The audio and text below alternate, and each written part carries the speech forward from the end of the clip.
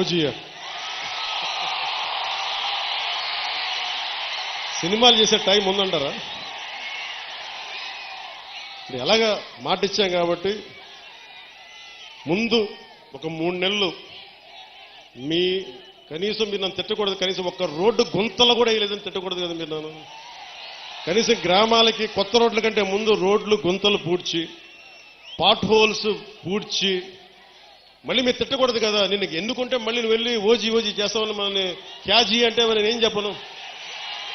ఒక భయంతో మా నిర్మాతలు కూడా చెప్పాను, కొంచెం క్షమించాలి, మా రాష్ట్ర మా ఆంధ్ర రాజ్య ప్రజలకి మేము కొంత కనీసం సేవ చేసుకొని కుదిరినప్పుడల్లా ఒక 2 రోజులు 3 రోజులు మీకు షూటింగ్ చేస్తాను, ఎక్కడ పనికి అంతరాయం రాకుండా.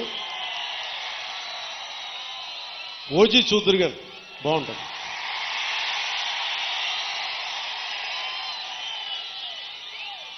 అలాగే మీరు చెప్తున్నా, దయచేసి మీరు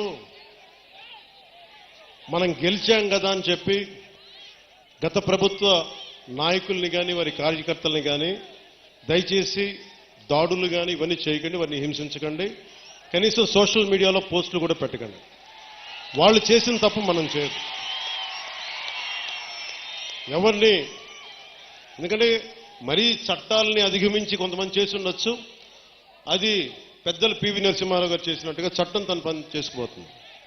అందుకని మనం మటుకు దయచేసి ఎవరిని కక్ష సాధింపు చర్యలకి తీసుకురాకండి, అది మనకి మంచిది కాదు, మనం చేయొద్దు.